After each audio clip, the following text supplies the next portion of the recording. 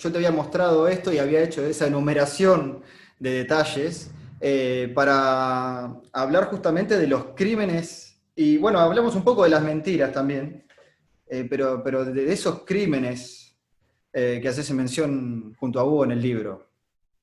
Bueno, se pone pesado el tema, sí. Yo, arranca ya en el 43. Vos fijate que yo había discutido el tema con alguna gente, ¿no? Porque los intelectuales negaban absolutamente esto. Decían que, Sigue pasando. como dijo Jaureche, durante el peronismo solo hubo 3 víctimas fatales con motivos políticos, ¿no? Eso lo dijo Jaureche. Bueno, le erró por 1500 más o menos, pero la palabra de Jaureche sigue siendo como, qué sé yo, ¿viste? Tiene una autoridad especial. Evidentemente quiso ignorar un montón de casos probados que hubo en la época, desde el 43 hasta el 55. Yo ahí menciono un montón de casos de víctimas de la policía, de la tortura, del asesinato, de la picana, también de la Alianza Libertadora Nacionalista, de grupos de choque que iban a romper las manifestaciones. Ahora que estamos en agosto, me viene a la cabeza, entre tantos otros, cuando fue el fin de la guerra en el Pacífico, ¿no? Después de la rendición del Japón, hubo gente que salió a celebrar justamente el fin definitivo de la Guerra Mundial, en la Avenida de Mayo de Buenos Aires. Y ahí hubo un asesinato de 4 ciudadanos, uno de ellos, Enrique Blastein, era un jovencito actor del Teatro del Pueblo, el famoso Teatro del Pueblo, que se considera templo de la cultura popular independiente, pionero en América Latina. Bueno, el Teatro del Pueblo fue perseguido por el peronismo. Este chico, que era actor del Teatro del Pueblo, fue asesinado cuando estaba festejando el fin de la guerra en el Japón. Pero además, el director del Teatro del Pueblo, Barletta, fue perseguido, el teatro fue cerrado, incluso sufrió un incendio. Yo tengo un blog que se llama www.cuentosperonistas.com, donde cuento la historia del Teatro del Pueblo perseguido. A vos que hablabas de la década de infamia. Mirá qué paradoja. Que el Teatro del Pueblo fue defendido por una intendencia durante la década infame, en los años de Justo, y fue perseguido por el peronismo. Un teatro de cultura popular independiente. Justamente en el año 36, creo que fue, Roberto Arlt escribió una nota elogiosa del municipio porteño en plena década de infame, porque había defendido al Teatro del Pueblo. Bueno, fue perseguido durante el peronismo. Uno de sus actores, como decía, fue asesinado. Pero es un caso entre tantos. En el 45 fue asesinado Salmón Feijó, que fue el gran símbolo del movimiento estudiantil. Después en el gran acto de la Unión Democrática, en la Plaza del Congreso, que asesinaron a 4 ciudadanos también ese día. Hablé con gente que estuvo ese día, testigos que entrevisté, que fueron oradores incluso en ese acto donde estaba Palacios. Y a tiros, la Alianza Libertadora Nacionalista rompiendo el acto a balazos, protegida por la policía. Recordemos que la Policía Federal era una fuerza que respondía a Perón. Quizá la fuerza en la que más confiaba, la Policía Federal. Hubo muchísimos casos. Creo que ahora es el aniversario de 2 jóvenes comunistas que fueron asesinados en Quilmes también en el año 50. Eh, pero vamos ordenadamente. Yo te dije el 45. Bueno, ya en el año 45, para poner un dato de contraste frente a esa idea de felicidad y justicia social que muchas veces se propone, o del estatuto del peón como un gran logro de Perón en su etapa inicial. Bueno, en el Chaco, en el 45, fueron asesinados campesinos y fueron torturados más de 60 de ellos. El principal responsable de esta represión en el norte argentino, en localidades como San Peña, Chaco, el comandante de Gendarmería Solveira Casares, que después de estos hechos atroces fue nombrado jefe, ¿cómo puedo decir?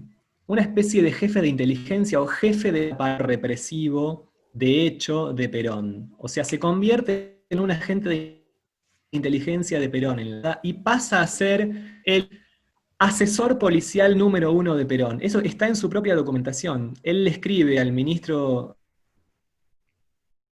cualquier tema a la persecución al comunismo, usted lo habla conmigo y eso ya está hablado con Perón. O sea, soy yo el jefe de la represión al comunismo en la Argentina. Eso dice Solveira Casares.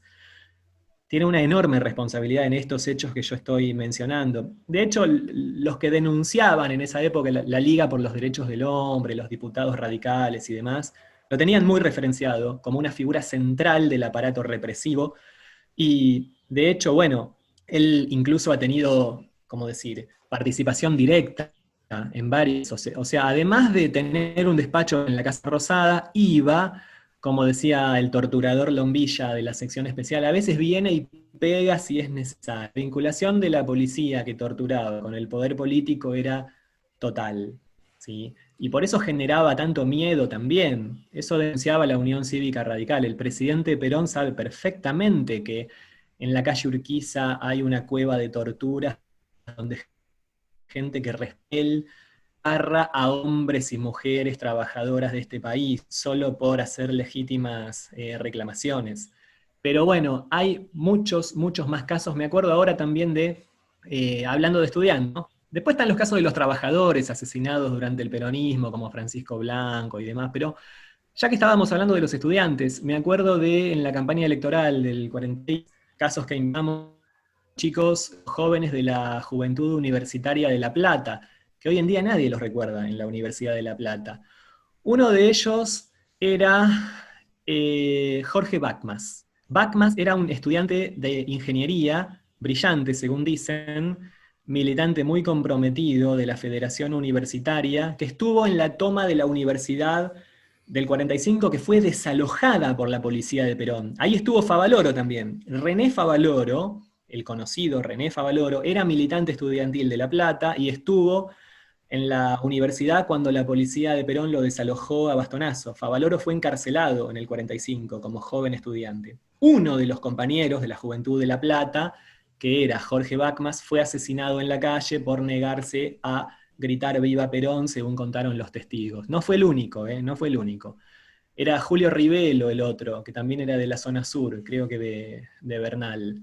Bueno, y muchos, muchos más casos. Yo ahí menciono uno que es tremendo, que es el caso de la comisaría de Florida, ¿no? Una serie de crímenes que hubo en el año 50, 51, en una de las comisarías de la zona norte de la capital federal, saliendo de la capital federal, perdón, y que es espantoso, es una enorme cantidad de gente que murió asesinada, víctima de la tortura, y esto no se ha pero mencionado en muchísimo tiempo, y están todas las pruebas, pero los propios culpables lo confesaron en la justicia, se asumieron culpables después del 55. Incluso hubo un jefe de inteligencia del peronismo, me refiero a los servicios de inteligencia del peronismo, que era el capitán Walter Pereira, que él mismo confesó en el 55 que fue testigo del asesinato solo en esa seccional, me refiero a la zona de Florida, cerca de Vicente López, solo ahí se asesinaron a 50 ciudadanos, según la confesión del propio jefe de inteligencia del peronismo. Bueno, de muchísimas de esas víctimas de la represión nosotros damos los nombres, y de otros no los hemos logrado conseguir, pero sabemos que existieron por la confesión de los propios culpables, como decía. Pero damos no menos de casos de víctimas fatales del Perdón, aparato Ariel, represivo. repetime por favor, repetinos por favor el número. Otra vez Claro, quedamos al borde. nosotros, en fin, hablando de lo cuantitativo, que según Jaureche fueron 2 o 3 casos nada más, nosotros lo que demostramos es que hubo no menos de 100 víctimas fatales del aparato represivo del peronismo entre el 43 y el 55. Esto incluye a la policía, la gendarmería y grupos de choques, pero en este caso no estoy contando, yo dije 100, sin contar los cerca de 1500 que fueron o más, fusilados en Formosa solo en el año 47. Es decir, sumando todo eso tenés no menos de 1500 víctimas fatales. Cuando hablo del caso de Formosa me refiero a la masacre de Rinconbomba, masacre de Formosa, de las Lomitas, que solo en pocas semanas del año 47 se llevó a cabo esa, algunos lo llaman genocidio, esa atrocidad en el norte argentino que estuvo tantas décadas sin siquiera hablarse, mencionarse o conocerse. Fíjate Seguimos, hasta qué punto. Seguimos sin mencionarlo tanto porque hay que leer ciertos libros particulares que si no, no te enterás. Lo que hacen algunos es mencionarlo en una nota al pie o de costadito, como para decir cumplí y no comprometerse demasiado. Pero, a ver, es tan simple como decir la verdad. ¿A vos te parece que eso puede ser un hecho menor? A veces se discute, bueno, pero ¿qué es lo históricamente significativo? ¿Qué hechos históricos pueden llamarse justamente, ¿no? Es significativo. ¿Te parece que ametrallar a 1500 seres humanos no es algo digno, al menos de mencionarse? Es una de las mayores masacres que hubo contra los llamados pueblos originarios en Argentina. Que están, esa tanta corrección política, ¿no? De llamar pueblos originarios, de defensa de pueblos originarios, pero olvidarlos cuando conviene, ¿no? Cuando el represor fue un gobierno que se llama a sí mismo popular, o justicialista, o no sé. Y se Pero mantiene la bueno, hegemonía. sí. Sobre el aparato represivo que vos me mencionás, te digo que es interminable, porque nosotros le pusimos un límite. Bueno, basta, porque es infinito, pero hay muchos más casos. En las cárceles, por ejemplo, que mucha gente cree que Petinato era un héroe penal, no sé, una especie de benefactor de las cárceles. Bueno, ahí también hubo crímenes. De hecho, hay testigos. Yo te menciono un caso que fue el dirigente campesino Ángel Rodríguez, que fue por decreto del Poder Ejecutivo en el 54, y él fue testigo de gente que fue asesinada en la cárcel de Olmos. Él mismo fue torturado con picana en la cárcel de Olmos por el propio director de la cárcel, que le dijo que no hablara de las torturas porque lo volverían a torturar. Casos como este son infinitos, pero a veces cuando vos vas a investigar o vas a escribir un artículo, los mismos editores o la misma gente de los medios te dice, che, pero trata de ganarlo un poquito, porque la gente no lo va a poder creer. El que no está muy en el tema, no va a poder creer que tantas cosas hayan pasado, nadie las haya mencionado. Por lo tanto, trata de limitar, no hace falta que cuentes todo, aunque sea mostrar una pequeña parte, para que alguien pueda saberlo. Pero Ya con bueno, eso te yo podés creo hacer una que vale la idea. pena investigar. Sí, Ni sí, tal hablar, cual. ni hablar. Eh, Pero bueno, con eso nos podemos hacer una idea. Y a eso hago mención nuevamente con esto de, bueno, un pibe de 25 años, digo, está para, para que se informe al respecto, ¿no? Y después que se replantee las ideas en todo caso. Pero no, reitero, no decirles qué creer. Y ahora, yo, en ese sí. sentido, cada uno, o sea, soy docente, me encanta enseñar y demás, pero to- no creo que haya que imponer, es decir, hay que brindar las herramientas para que cada uno pueda informarse y formar la idea que mejor le parezca. No imponer nada, porque es muy común gente que es tan autoritaria como para creerse que tiene la gran verdad revelada y entonces, yo voy a un aula y tengo que enseñar esto, o yo en un medio de comunicación tengo que transmitir mi gran... No, no, no, yo creo que hay que ser más modesto. Entonces, tratar de aportar al análisis, aportar a la reflexión, y después que cada uno vea lo que le parece, o si quiere ser peronista o radical, o lo que le parezca, en fin. A ver, el 26 de julio publicaste, para el aniversario de su fallecimiento, una muy interesante nota en Infobae, Eva Perón, la historia detrás del mito, que invito a todos a Sí. leerla. ¿Qué onda con eso? El mito de Eva. A veces me piden que, como es obvio que la mayoría de la gente para ese aniversario, o muchos, van a escribir algo que se pare a una reivindicación o a una obsecuencia, que es muy común.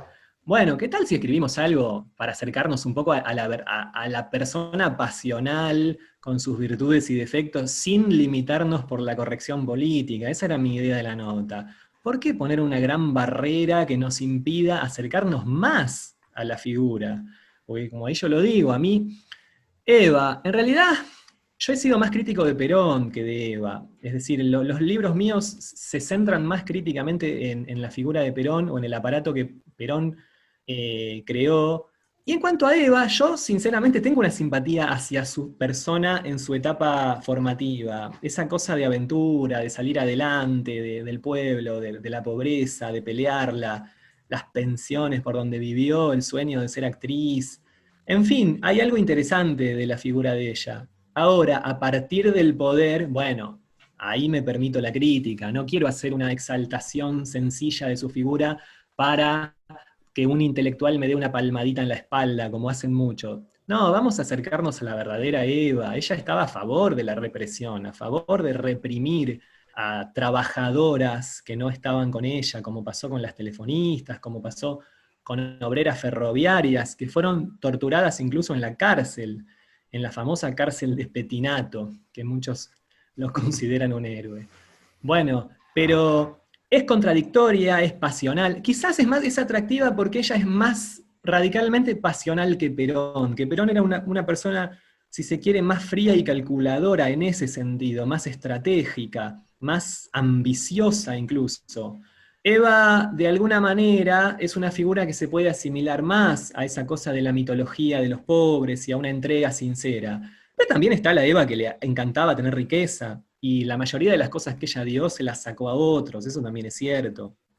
De hecho, ella dedicaba muchísima atención a su poder construido a través de la CGT, más que a los llamados grasitas, que dicen que estaba todo el día con los grasitas. A Eva lo que más le importaba es la CGT, que es de donde venían los fondos de la fundación, justamente. El poder de la CGT era el principal puntal de Evita en el régimen peronista, porque a ella los militares no la querían, ella tenía que construir poder de otra manera. Y en algún punto es notable cómo ella se construye como un personaje político tan rápido. Bueno, en realidad, tan rápido me refiero al tiempo que tuvo de vida, ¿no? Pobre, es decir, no, realmente vivió pocos años. Es cierto que la figura de ella no es que fue de golpe ya era Santa Evita, sino que llevó toda una construcción y en eso el aparato de comunicación jugó un papel importante también. Pero lo cierto es que ella supo armarse un espacio político a punto tal de aspirar a una vicepresidencia o de tener un sector del régimen peronista que es capaz de apoyarla incluso cuando hay algo que parece que está entrando en conflicto con Perón. Lo cierto es que a la hora de la verdad nunca ella pasó por encima de la voluntad de Perón. Fue él mismo el que puso los límites. Por ejemplo, como decía, en este caso con la aspiración a la vicepresidencia, ¿no? Que a ella la afectó tanto. Pero yo creo que había algo de sincero en ella, esa cosa de jugarse por los humildes, y también es verdad que le encantaba la riqueza y abusar del poder, también es cierto. Tampoco se dice mucho, o quizás mucha gente no lo tiene claro, que la familia Duarte rompió con Perón. Es decir, cuando Evita murió, años 52, eh, recordemos que el hermano de Evita era el secretario privado de Perón. Estoy hablando de Juan Ramón Duarte. Sí, Un la hermano que muerte ella quería dudosa. mucho. Muerte más que dudosa, que la justicia la calificó como suicidio inmediatamente. No cierra nada, porque lo hemos reconstruido bastante y hay muchísimas cosas incoherentes que permiten suponer que no fue un suicidio. Lo cierto es que cuando perdió la protección de Evita, cuando Evita murió, muy poco después murió Juan Ramón Duarte. Y la familia de Evita creía, es decir, no creía en la hipótesis del suicidio. Pero además hay algo muy que pinta a Perón también, que es que él falsificó el testamento de Evita. El testamento de Evita falsificado dice que todos los bienes de Eva, la fundación, quedan para Perón y nada para doña Juana, la mamá y sus hermanas. Lo cual es absolutamente increíble que Evita haya decidido no dejarle nada a su propia madre, que ella la quería, o a sus hermanas. No puede ser que Evita le quisiera dejar todo a Perón. Pero no solo eso, Hugo Gambini lo ha reconstruido mucho esto también.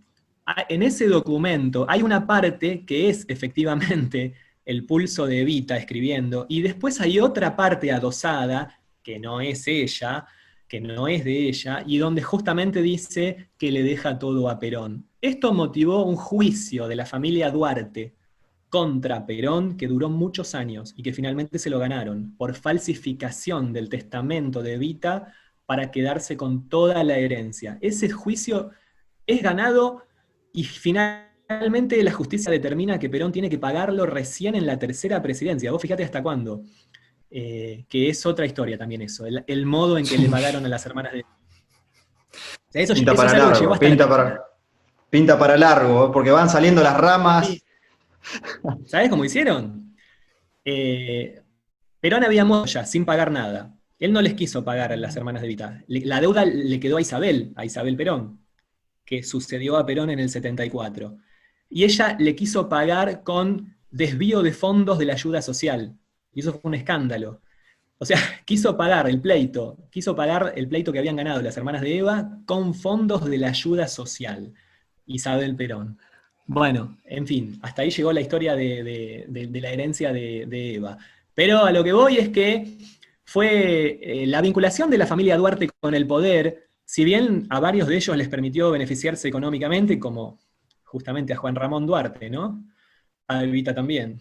Pero fue costosísima, o sea, lo pagaron carísimo, porque justamente, porque Juan Ramón Duarte dejó de existir, porque Evita, bueno, en fin, por causa de una enfermedad, pero también dejó de existir estando en el poder y de una manera en la cual se muestra lo siniestro del régimen, porque inmediatamente la familia Duarte rompe con Perón.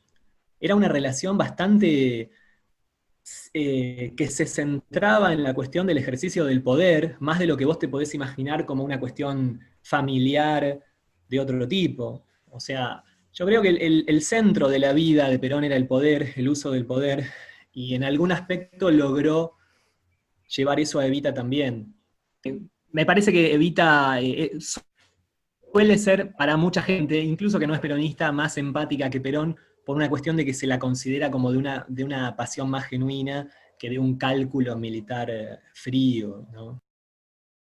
Las traiciones, Sí. que lo hablamos en parte. ¿A tantos traicionó como para dedicarle un libro? Bueno, justamente el libro lo cuenta, ¿no? Es un recorrido biográfico por la figura de Perón que sí, sí, marca eso. Es decir, la cantidad de cómo el poder fue definiendo la traición de un modo tan que se volvió natural, porque yo ahí menciono traiciones a los sindicalistas, traiciones a funcionarios que confiaron en él, a compañeros militares, a gente de la familia, como me refería, ¿no? Esto de quedarse con la herencia de Evita, eso como algo más familiar. Pero en general voy a más a lo político y me refiero a la traición a las personas que confiaron realmente en él y que ayudaron, que pusieron el hombro o el corazón, que lucharon para que él llegara al poder, que creyeron en él, y que uno por uno fueron siendo... No me hay quien dice, pero no es un poco fuerte la palabra traición. Y pero si a un dirigente lo secuestran, lo torturan y lo encarcelan, siendo que ha luchado para que Perón llegue hasta donde llegó, ¿cómo crees que lo llame? ¿Cómo sería? ¿Un malentendido eso? Eso no pasó con una... Vamos al caso de Mercante, que era el gran amigo de él desde la época digamos, de los cuarteles, de conspirar juntos en el GO, de armar su propia plataforma política junto con Eva. Eran compañeros, Perón y Mercante eran como una dupla, él decía el número 2 de la revolución, el más leal entre los leales, el corazón de Perón. Y fíjate cómo terminó. Hay funcionarios de Mercante que fueron torturados. Hace poco me llamó por teléfono una de las hijas de uno de los funcionarios torturados. Y el propio Mercante escapando. Fíjate, ahí lo menciono en el libro, cuando en las memorias del político conservador, creo que era Emilio Ardoy, sí, creo que era él, menciona cuando él se encontró con Mercante en la etapa que Mercante ya era perseguido, y Mercante le dijo, usted no me va a creer, pero Perón ha dado orden de matarme, mi vida corre riesgo, yo que ayudé a construir todo este sistema de poder, ahora soy perseguido por el propio poder que ayudé a construir, no el poder del peronismo. Esto le pasó a Figuerola también, vos leíste el José Figuerola, que es ¿cómo decir? El creador en buena medida de los aspectos doctrinarios, el gran estístico de los orígenes del peronismo, se considera el padre del plan quinquenal, podemos decir del plan gobierno del peronismo y de la propia constitución peronista. Se lo llama incluso el padre de la doctrina peronista, un tipo realmente muy preparado. Bueno, finalmente fue así nomás también, apartado, sin demasiadas explicaciones. Él dice, yo fui víctima de mi propia obra, porque a la Constitución del 49 le adosaron un artículo que permitía separar, que decía que para ser funcionario no se podía ser extranjero, y él había nacido en Cataluña. Y a pesar de ser uno de los hombres más importantes de la primera hora del peronismo, también terminó apartado sin demasiadas explicaciones. El camino es muy largo. Le pasó a Ricardo Guardo, le pasó al propio Cámpora, los Duarte, como te decía. Y sigue, estoy hablando de la primera época de Perón, pero vos leíste el libro, después sigue. En los años 60 ya es algo siniestro en la relación con Bandor, con el sindicalismo, un interminable juego de traiciones de uno y de otro bando. Porque yo digo, mucha gente cuando cree que Bandor era un traidor, la realidad es que él aprendió ese juego de su propio líder y Perón lo seguía. Es decir, no es que Perón a Bandor de golpe lo empezó a considerar un Te traidor pierdo, y te nunca pierdo. más hacían roscas, se traicionaban, se usaban mutuamente.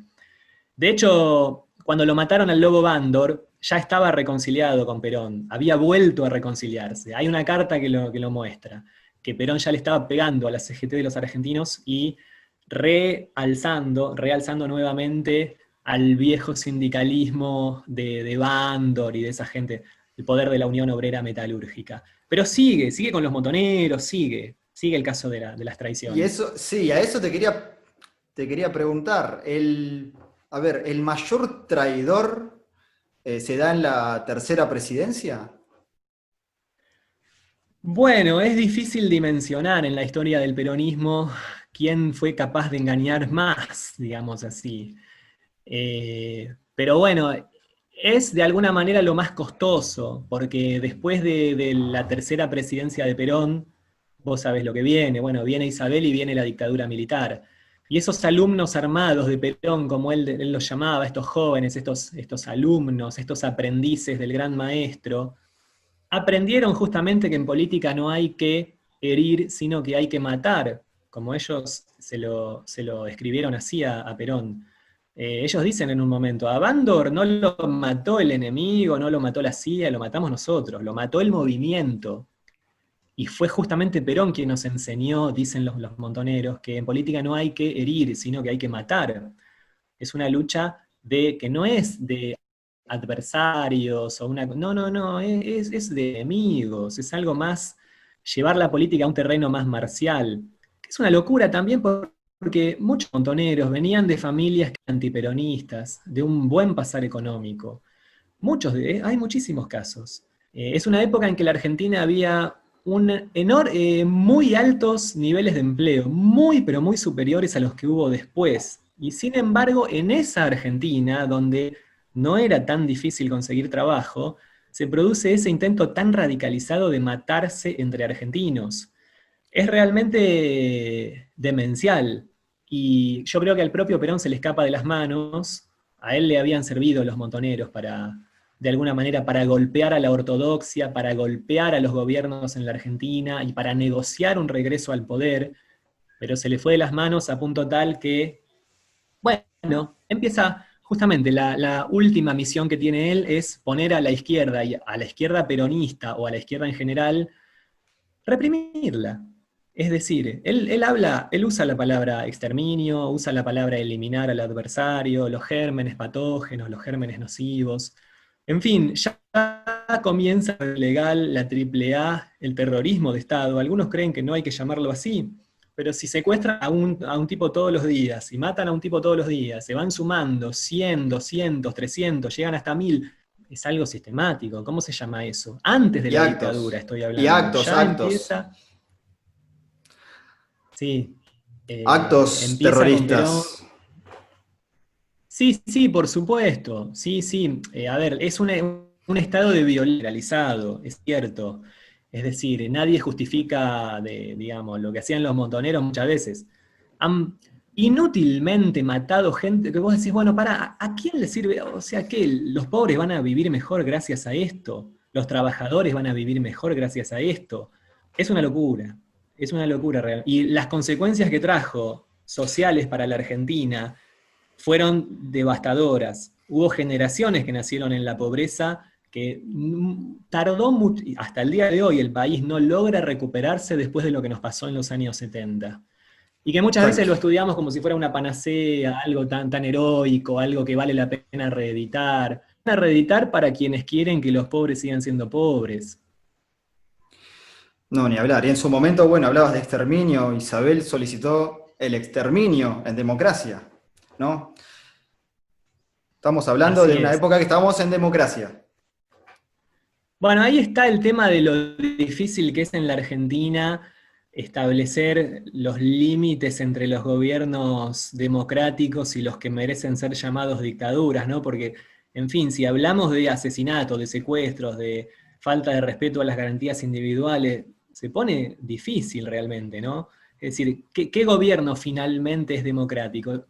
Es muy, en esa inestabilidad crónica que tuvo el país, donde el peronismo apostaba a golpear a cualquier gobierno que no fuera de su propio signo, realmente es muy difícil sostener algo parecido a una democracia. Fíjate todo lo que se costó, todo lo que costó para finalmente llegar hasta el 83, ¿no? O sea, el país entró en una ola o en una espiral de violencia de la que prácticamente no pudo salir y socialmente ya no pudo recuperarse. Porque, insisto, años 70 los niveles de empleo que, a pesar de los problemas que podría haber en el país, como, en fin, o sea, lo habían sacado a Ilia, había un gobernante militar que era Onganía, y sin embargo los niveles de empleo de la Argentina se seguían manteniendo en niveles muy altos. Quiere decir que alguien debió haber hecho algo bien para que eso pasara. Y lo comparás con las situaciones que vinieron después. Por eso yo digo, para mí quizás la mayor deuda, o si querés hablar de traiciones, pasa por justamente a los humildes, de prometerles que les vas a dar todo, que este es el gobierno de los humildes, que es el gobierno de la justicia social, que gobierna para ellos, y finalmente pasan los años y cómo vuelve y cómo cómo vive la gente a la orilla del riachuelo, como vivía en el 45 día, vas a ver un paisaje bastante parecido. Sí, bueno, lo que sería conveniente es darle las herramientas para que ellos puedan obtener lo que ellos quieran y no darles todo, ¿no? Pero bueno, en eso más o menos se basó la política. En vez de darle las herramientas para que ellos generen sus bienes, bueno, decirles, bueno, te Hay doy, gente te que doy, te doy. cree que justamente que el autoritarismo, además de ser ofensivo a la persona humana, ¿no?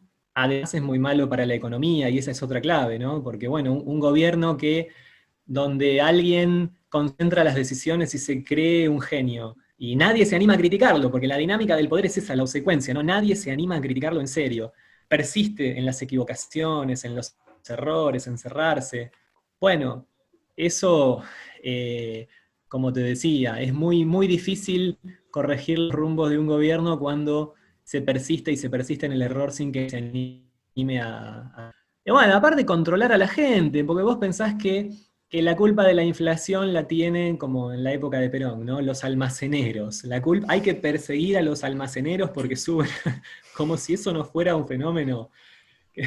Perseguir a los españoles, almaceneros, y mandarlos a la cárcel o aplicarle la ley de residencia por el precio del queso, cuando el que no puede controlar la situación es el gobierno, el que debería resolverlo. En fin, por ahí pasa también. Bueno, Ariel, en resumen, ¿cómo lo definirías a él?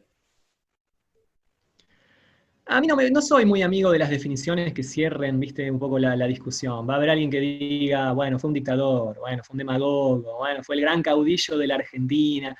A mí me parece que es mejor dejarlo más abierto a enriquecer más el debate y a, ¿cómo decir?, a seguirlo investigando por todos los costados y ver si tuvo cosas buenas, si tuvo cosas siniestras.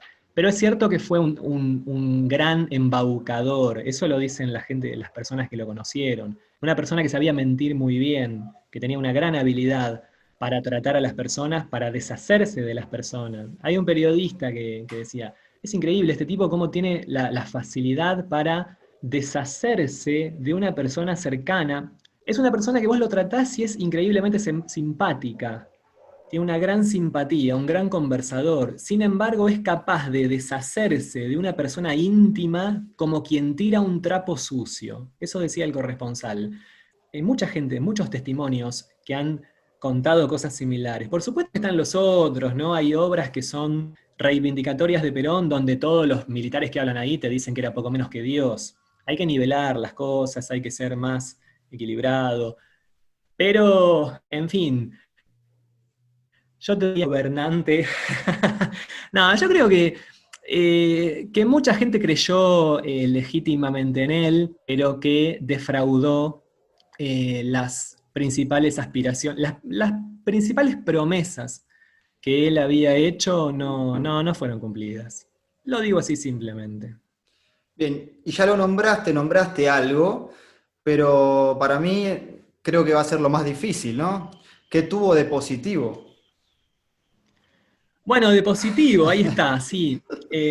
Sí, me encanta, porque yo creo que hay a pesar de todo, ¿no? Porque es cierto que él no cumplió el proyecto del laborismo, de los sindicatos autónomos, no hubo libertad sindical, los aumentos de salarios se los tragaba la inflación, el sindicalismo era perseguido, ponían interventores sindicales y demás.